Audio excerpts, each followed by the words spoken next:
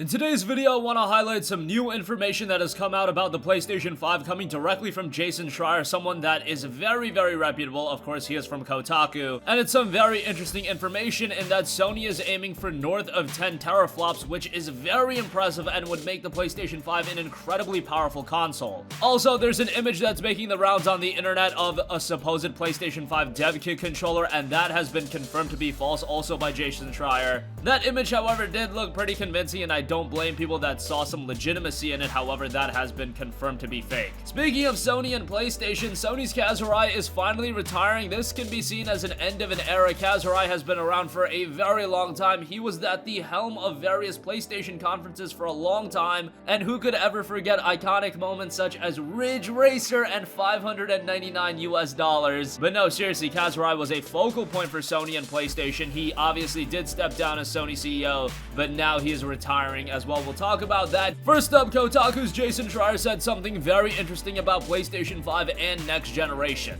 This was posted by him over on Restera. Quote, "Look, as I've been saying since roughly March 2018 in this very thread, next gen is coming in 2020. The semi-accurate article saying 2018 got people's hopes up for 2019, but by now I hope it's clear that the PlayStation 5 ain't coming out this fall." And despite all rumors about dev kits being out, usually from rumor mongers who are wrong more often than not, the number of people briefed on next gen is still very limited. Even within companies like, say, DICE, there will be a small team of engineers who now have a rough idea of specs, and everyone else will know when they need to know. Not a lot of devs are disclosed on next gen right now. I think his conclusion was the most interesting, however, in that he said, in other words, don't expect much in the way of substantial leakage just yet. The only thing to know for sure is that both Sony and Microsoft are aiming higher than that 10.7 teraflops number that Google threw out last week, and as has been reported, Microsoft's got a few things in the works. Now, for a lot of you guys, you might not see excitement in a number like north of 10.7 teraflops. However, that is very impressive. A little bit of an arbitrary number, and it is a ballpark figure. However, for comparison, the Xbox One X, which is an incredibly powerful console, considerably more powerful than the PlayStation 4 Pro,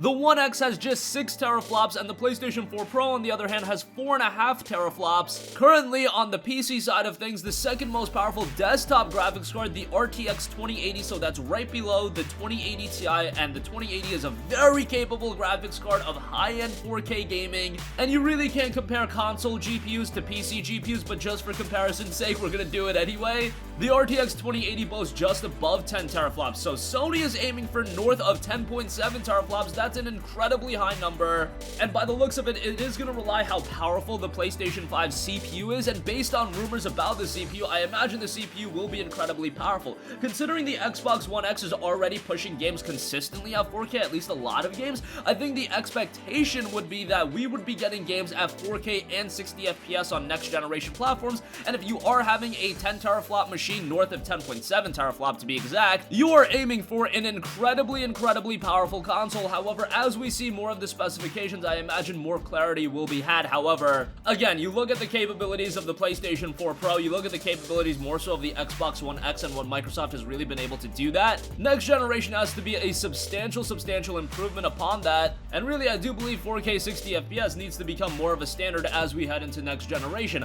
I am personally hoping for some other unique elements for next generation platforms. I really hope that they have a budget version of the console and a more souped up version right at launch, so give gamers the option. If you want to get, the heftier version that's going to be able to perform even better, push out better visuals, give us that option. Make it a little bit more pricier, say at that $500 to $600 range, hell, even more expensive than that, and then offer something that's a little bit more budget oriented, a little bit more consumer friendly, and you can offer that at $300 to $400, probably at that $400 range. That's something that I have been touting for a very long time, because I am not a big fan of what they did with the PlayStation 4 Pro. A lot of us already bought PlayStation 4s back in November of 2013 and then a mid-generation upgrade in 2016. A lot of us went that route, but then we just ended up having 2 PlayStation 4s, and that's a little bit of a bummer. I would just rather have a souped up version from the get-go and have that keep me busy all generation. But nonetheless, that's just something I've been hoping for a very long time, and I do hope with the PlayStation 5 they do that. At the very least, I think with the PlayStation 5, even if they don't do 2 versions versions at launch, they'll do a mid-generation upgrade because Sony made a ton of money off the PlayStation 4 Pro. You can essentially sell the console twice to a lot of people. I know tons and tons of people that bought the PlayStation 4 sometime before the Pro's launch and then they upgraded to the Pro. You're essentially selling two consoles to them at that point and get them even more invested into the PlayStation ecosystem. I think from a business standpoint, it makes a lot of sense, and that's why I'm a little bit skeptical on my idea of two consoles, but that's just my idea. Take it for what you will. I think a lot of you guys would dig it as well. Let me know in the comment section down below if that's something you would be interested in, a more souped up version, a more powerful version of the PlayStation 5 at launch. Jason Schreier also did note that the PS5 is set to come in 2020. I think that's what the majority of us are expecting. Look, if you look at the release lineup for 2019, you've got games like Last of Us Part 2, you've got Days Gone still on the way, Dreams is on the way, there are games like Ghost of Tsushima and Death Stranding still in development. 2019 still is packed with PlayStation 4 exclusives. Hell, 2020 is packed with PlayStation 4 exclusives. To think that the PlayStation 5 was going to come anytime before fall of 2020, I think it was a little bit foolish. And that probably means we're going to see the announcement of the PlayStation 5 sometime early in 2020. If you remember, the PlayStation 3 was announced, I believe, February of 2013, and then it was released that November. The Xbox One was announced just a few months after the PlayStation 4, and it released in November as well. That's usually how they like to set up the time frame in terms of console releases, so I imagine we'll see something similar with the PlayStation 5. So that's the PlayStation 5 talk in terms of specifics. However, there was also a PS5 Devkit controller leaked image that was making the rounds on the internet. Looked to be a DualShock controller with a little screen in the middle. That was something that was being rumored for quite a while. I personally didn't like the aesthetic look of the controller, just looked a little bit jarring to me. However, I could see why a lot of people were getting fooled by it, but Jason Schreier of Kotaku also confirmed that this image is false. There's no legitimacy to it, so if you're seeing that image make the rounds on whatever social media platform of your choice, just know that it's a hoax and that is not the PlayStation 5 controller at this point. Could it end up being something like that, like a controller with a screen in the middle? Yes. That would, however, make one think that the PlayStation 5 controller would be rather expensive, and considering I'm not about spending $60 on a DualShock 4 controller as is, you think I'm gonna be about spending $70 to $80 on a DualShock 5 controller? Please don't make that a reality. I already think controllers are crazy overpriced.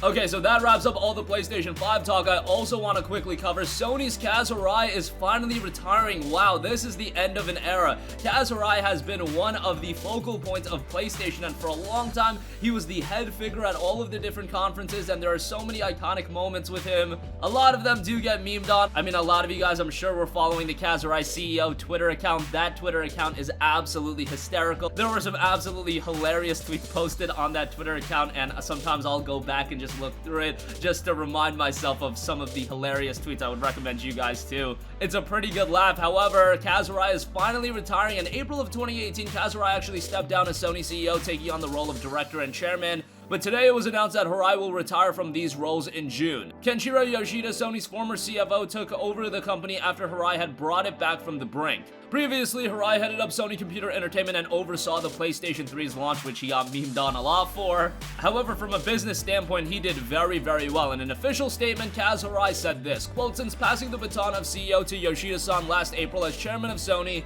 I have had the opportunity to both ensure a smooth transition and provide support to Sony's management. I am confident that everyone at Sony is fully aligned under Yoshida-san's strong leadership and are ready to build an even brighter future for Sony. As such, I have decided to depart from Sony, which has been a part of my life for the past 35 years. I would like to extend my warmest gratitude to all of our employees and stakeholders who have supported me throughout this journey." And even though Kaz Hirai in this post says he's officially retiring, he also mentioned that if Sony does need him in dire straits, he will help out. I'm sure Kaz Hirai is very grateful to Sony and everything they've done for him, but I'm also sure Sony as a company is grateful for everything that Kaz Hirai brought to the table and how much he helped out the company. Guys, if you're working for a company like Sony for 35 years in the position that he was for a long period of that time, there are going to be a lot of nights with little sleep, a lot of nights with a lot of stress. Yes, the pay I'm sure was pretty good, and by the end of it, he was probably making a decent chunk of change, but at the same time, the sheer stress gets a little bit overwhelming. So I think a round of applause is due to Sony's Kaz Hirai. He did a lot for the company, and now it's kind of the end of an era to see him officially step down, although he was being phased down a little bit in April 2018 when he did step down as Sony CEO. But there you have it, end of an era for Sony.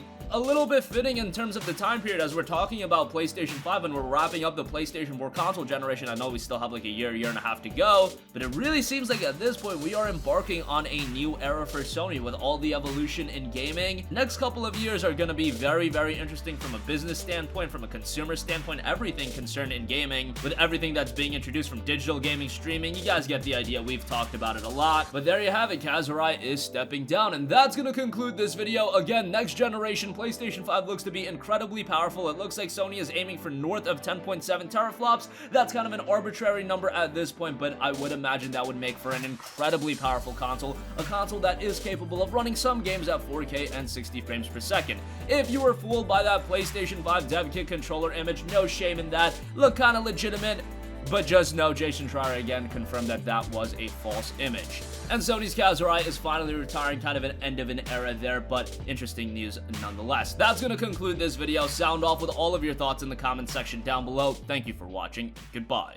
Hey guys, we hope you enjoyed the video, and if you did, make sure to hit the subscribe button, and if you're already subscribed, do us a favor and hit the bell icon. This way you'll be notified whenever we post a new video. That's the best way to keep up with all of our uploads, and we usually try to upload 2 videos a day. And with the bell icon hit, you'll be notified whenever we do upload a video. As always, thanks for watching.